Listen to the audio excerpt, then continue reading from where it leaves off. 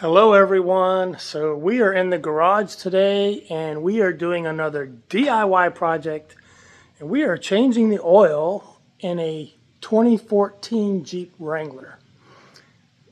This is one of the easiest vehicles I've ever changed the oil in. The motorhome's pretty easy too, but this is really simple. And what makes this so simple and it doesn't make any mess is that the oil filter is not located underneath the engine, but it's up on top. And I'm going to show you how easy it is to change, and I'm going to show you my preferences and requirements, and I'm just going to talk our way through this. So first of all, the oil type. This vehicle calls for a 5W20 weight oil. I go with this is not an endorsement. I'm not being paid. I've always liked Mobil 1. And I'm going with the high mileage because we do have over 75,000 miles on the Jeep now. We have over 100,000 miles. So Mobil 1 is fully synthetic and it guarantees engine coverage up to 10,000 miles between oil changes, which sounds like a lot, but the newer oils and the newer vehicles, they're fine with that. I believe the motorhome is 20,000 miles between oil changes. I'd have to check that, but I think it is because it kind of blew my mind. I was like, wow. And the Mercedes motorhome, the Mercedes Sprinter chassis, in talking to the tech guys, they only use Mobil 1 also. And they use the Eco version, the green cap. I forget what it's called exactly, but that's the only one they use for this, and that's what they recommend. That's what they use in their dealership. So hey, if it's good enough for them and Mercedes, it's good enough for me here. I've always liked Mobil 1, so I was glad to hear that from them. So anyway, let's get started. So we took the vehicle for a drive this morning to get it warmed up. You should drain your oil when it's warm, not when it's cold. Oil tends to flow better when it's warm. Now again, you don't want it when it's hot either. So take it for a short drive. A mile's probably enough to warm the oil up. Bring it back in here. I pop the hood up. And on the Jeep, you have to remove the cover. I have it right here. The cover sits on there like so. All it does is it pushes down in the little grommets and it just kind of feeds down. So all I did is I popped the hood up when I brought it back. I took this cover off so the heat can dissipate from the motor better. Just lay that on the ground. The oil filter. Now if you have a Jeep, yours may not be orange, but this little orange cap, that's your oil filter. So it takes let me see, I have it here. A metric size will also fit it, but I have a 15/16 inch socket. Fits it perfectly. Now I've already loosened it. And all you have to do, well, this is hand tight because I've already loosened it. But it's threaded. So it's real easy. And usually that filter will come out with it, but I've already pulled them apart, so they're separate. But when you pull this out, the filter is going to be inside. I got a little table here I work with. These little fold-up tables work great for putting all your stuff nearby. So I'm just going to reach in here and grab the filter. It's just sitting in there. This is the old filter. You see how small that is? And it goes right in like that. Now, you got different brands of filters. I like Wix filters. They are one of the highest rated filters. When I was younger, I used to think Fram was a good filter. You can find them in Walmart. You can probably find these Wix filters in Walmart too. I get them on Amazon. They're about $10. Don't go cheap on your oil filter. That is the single most important thing to your car, is a good filter. So make sure you have a good quality filter. Spend the extra $5. This is where you want to spend the extra money. Now, you know I like to save money, but I'm not going to save money on an oil filter. You don't want a pure paper filter. You want a good filter. I recommend Wix on the filters. I recommend Mobil 1 on your oil, and you can, vary with the viscosities based on the recommendation of the manufacturer of your vehicle. The Jeep takes a 5W20 weight. And I believe the motorhome's 5W30 if I'm not mistaken. Okay, so I'm gonna put this camera down real quick. Well, before I do, let me show you underneath. We're gonna go underneath the car and show you what I've done here. Let me turn the camera easier to aim the camera. Okay. I don't have a creeper, the wheel dolly that you lay on. I have a mat here that I use. And I need to re-aim my stick here. Okay.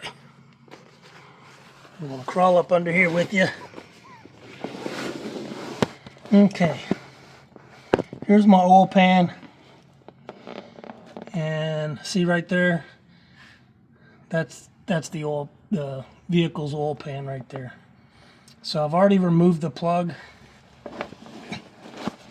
And it's dripping. And then I went up top and I broke the seal on the oil filter casement so that it had free flow and it will come down and drain faster. So I'm going to let this drip a little bit. I usually wait about 15-20 minutes, but by the time I get to doing this. So this is the plug that comes out of it. I think a 13 millimeter fit it. I don't know the English equivalent, but English or metric will work. You just don't want too much play on that bolt. If you have a 6-sided wrench, that would be best. Others will work. And I gave it a little tap with the hammer to break it loose, and then I unscrewed it by hand pretty much. And so what I'll do is I'll get an oil rag and I'll wipe this off, clean the face, and wipe this down and stick it back in there and tighten it up. It just needs to be a little over hand tight. Don't get ridiculous. You see the little tip on the end of this bolt too? It's magnetic. The reason they're magnetic is that you get tiny little shavings, microscopic shavings sometimes. Well, you shouldn't be able to see them, but sometimes you can see them, from just normal wear and tear in the engine. And it gets down in the oil. And this magnetic tip will attract those metals to the plug so that they don't go back up into your engine and cause more damage. So make sure to clean this really good. You might have small fragments on the end of this This is magnetized here. And that's a good tip. And then once you clean this off and you clean that surface off, you just stick it back on there. A little more than hand tight. Don't get too wrenching on it. And that's it on that. We'll go back up top. Okay, we're back up top. And what we're going to do is I want to show you where the filter goes in. Let me do a camera adjustment here. Okay, you see the big open cavity there? You can see it. I'm going to take a good rag. I don't like to use a paper towel with oil because they tear too easily, and you can get remnants of the paper towel down in there, and that could cause some catastrophic damage. These are shop towels, so they're thicker, they're better, they're durable, they're kind of hard to tear, and they soak up oil really well. So these are shop towels. That's what I use. And what I want to do is, I don't have to go down in there, but what I want to do is rub the surface of it and clean the surface and get all the old oil or residue off of the surface. This is the very top rim of it, and I'll show you why in a minute. That looks pretty clean. Yep. Because when we come over here, let me get this camera adjusted again to my workstation.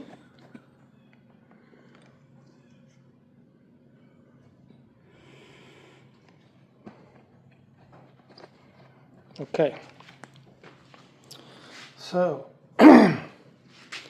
this ring has to be replaced. Yeah, you could reuse the old ring, but when you open up the package, this is the new filter. It comes with the ring up here, and what you want to do is take a light coat of oil, and all you got to do is like rub your finger on the old oil. I'm just getting it off the old filter. Just a little bit on the end of your finger, and just kind of coat that ring so it helps lubricate the ring and it's pliable, just rub, not too much, just get it wet is all you're doing to make sure that the O-ring is pliable. And you also want to kind of inspect the ring and make sure there's no break in the seal or you'll have an oil leak. So there's two rings. There's the one here that's going to go into the engine like this, straight down. And then there's another one on the base, and they give you a new one to put on. So what you need is a little screwdriver, which I didn't bring with me. And we're going to replace it with this ring. You're just popping that one off, put this one back on. Okay, so you just take a small tool here. You can use a flat tip screwdriver. It doesn't matter if you damage this ring because you're going to throw it away anyway. You just loop it like this and lift it up and throw this away. And then you get the new one.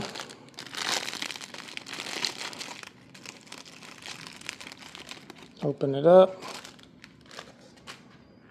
And in the same groove there, you're going to be careful not to damage it. Just put it on. Just roll it real carefully.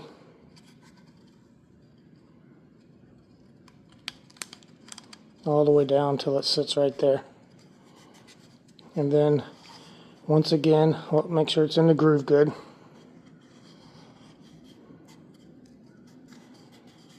Okay, I like to get it seated all the way down so it doesn't get pinched when you put it in. Okay, there we go.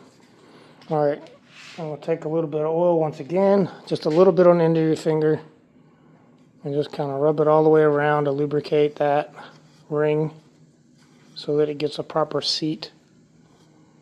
Not too much, just that much. Okay, now I'm just going to clean this up a little bit. Get the grease and oil off the outside. Looks like it's got a little bit of grime right there. Okay. Then you just take this filter. There's a little thing there that'll catch and you'll feel it. You put it right in the middle and just hear it click, and it holds the filter. So now all you got to do, let me readjust the camera once again.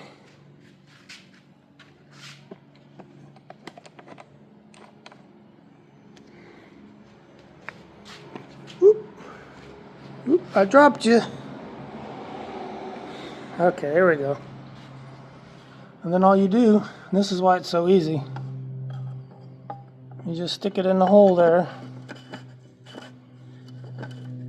and then you get the grooves lined up. Just hand tighten it all the way down until it touches the flange. Okay, it's made contact, so hand tight. Then I'll grab my wrench.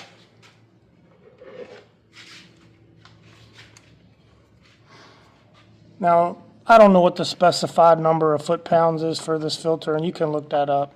I just go by hand feel. You don't want to wrench on it. It's just plastic. You'll break it. So you just want to, you can see I'm not wrenching down on it too tight. Okay, right about there. It feels really firm. I'm going to leave it right there. And that should do it. And your old filter is back in business. Okay, the next thing you're going to do is I have to go back underneath and clean off that plug and tighten it back up. Okay, we're back under the car here, as you can see. It took a little doing to get the camera positioned under here. I've already used my rag here to clean the bolt off. And what you do is you'll just clean here. You don't need to go inside too much because you don't want your paper towel to tear off inside there. Again, use a shop towel. I've already cleaned up my plug. And so now all you got to do, it drips pretty fast, so you got to be fast. Make sure you don't cross thread and just hand tighten it until it touches. Okay, that's hand tight until the bolt touches the surface of the pan.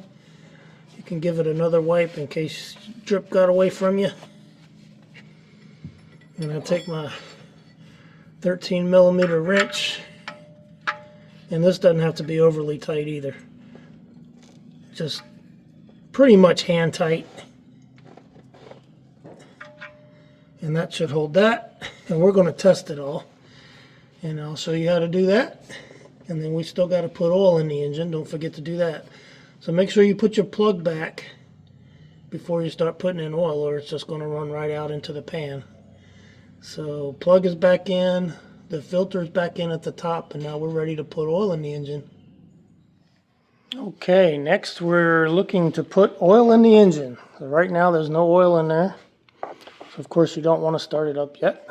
Had to go find me a good filter, funnel, and locate the oil, where you put the oil in at, because every car is a little different, and ours on this vehicle is right here, and usually it's printed right on there what weight oil to use. We'll go ahead and pop that cap.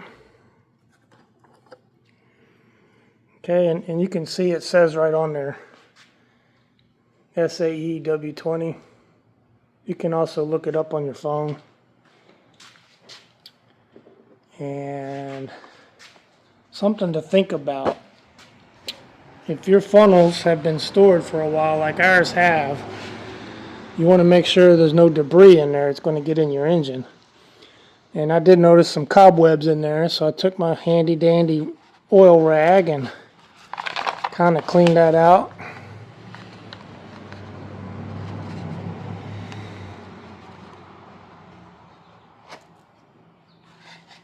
And got it all nice and clean.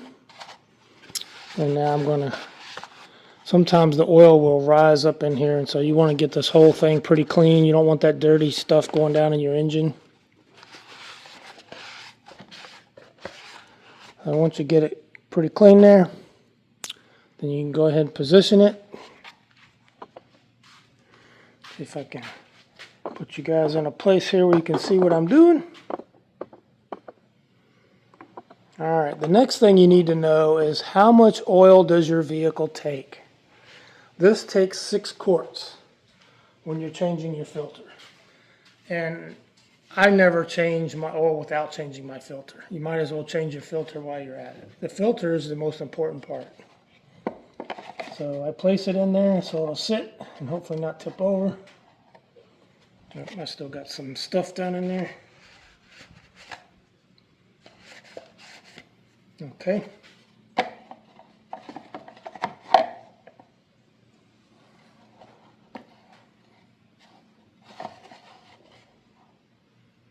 Okay. All right. These containers are, I think they're 5 quarts. I just want to make sure. Yes, 5 US quarts. So this whole container will go in there, and then I'll have to measure off a quart to add a quart. So I find that these bottles pour better without splashing if you put them on their side, bring it right up to the funnel, and then tip it in. And I go kind of slow. I don't want to pour a whole bunch of oil in there at one time because it's going to make the funnel top heavy and it'll tip over and you'll have oil all down your engine, on the floor, and everything else. So we're trying to do this without making a mess. So I just pour nice and easy down the middle.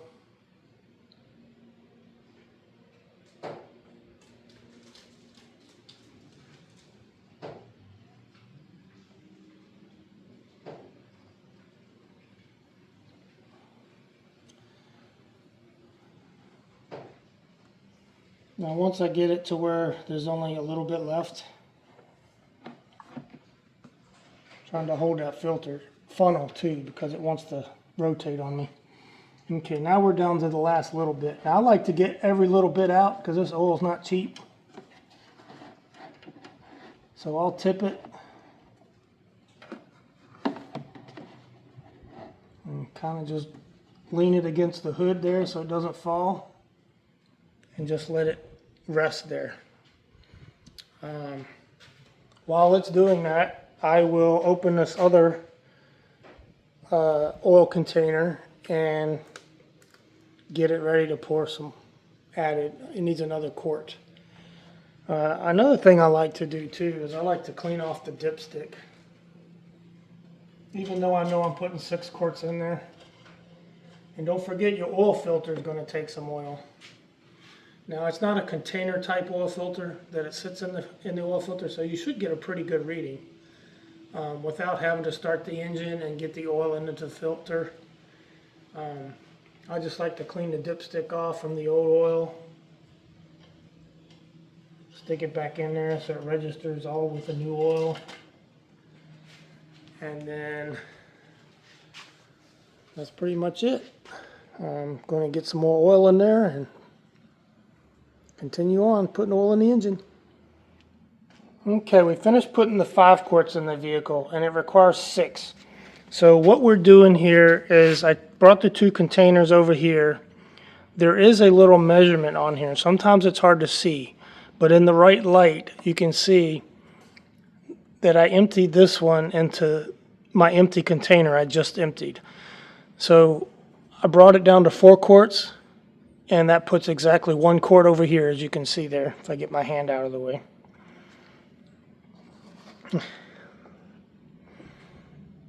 So I got 1 quart of oil there. So now all I got to do is take this container that I have here and pour that in the engine. I should have exactly 6 quarts. Okay, while we're waiting for that last quart of oil to drain into the engine, I used a garden rake and reached under the Jeep and dragged the oil pan out so that we could kind of clean that up. There is a plug that goes in there to keep it clean. And there was an air vent hole here. I closed that. Before I started, I made sure this was tight. And then you close this up.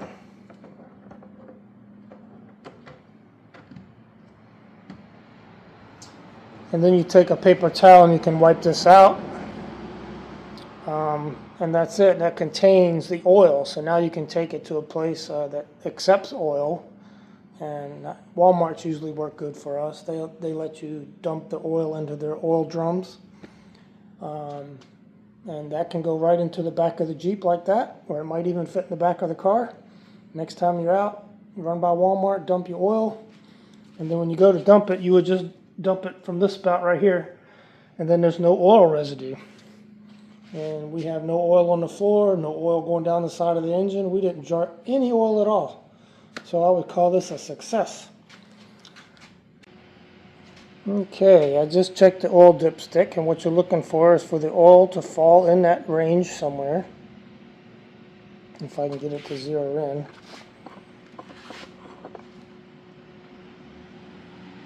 There you go. Can you see it? It's right at the top. Now when I start the engine, it's probably going to take some of this oil down a little bit, but it won't be much because it has a top-loaded oil filter and not a bottom canister style that can hold another quart of oil by itself. So yeah, looks good. So what we're going to do is next is I'm going to show you how to reset the engine oil life. So this vehicle, as many vehicles, are equipped with a life expectancy. It starts at 100% and then it works its way down to 0%, saying it's time to change your oil. And then it notifies you in the instrument cluster that you need to change your oil. And that's what the vehicle has done, and I'll show you that next.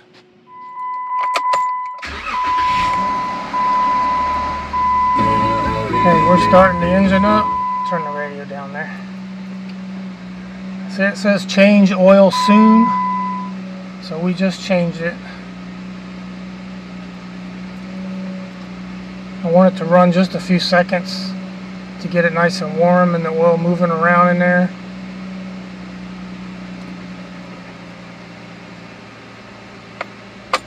Okay. Now we're going to reset the oil indicator light. The way you do that in the Jeep is you put it on right there where the ACC switch is. Don't start it, and you pump the gas pedal 3 times. All the way to the floor, and then you turn it off. That should reset it so that light goes out. Let's try it.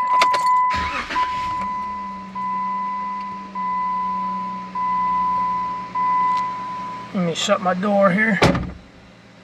You can see it went off. Now you can push through the instrument panel.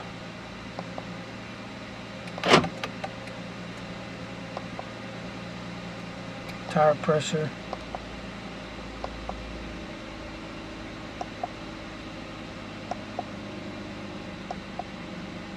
Oil life 100% remaining. So you see where it reset to 100%, and it'll count down, and then it'll flash you. When it gets down to 5%, it'll give you a warning that change your oil soon. So we just reset it, and we're good to go. Ready for another 10,000 miles. Another thing I like to do too is over here on my trip indicator, I'll change it over to D.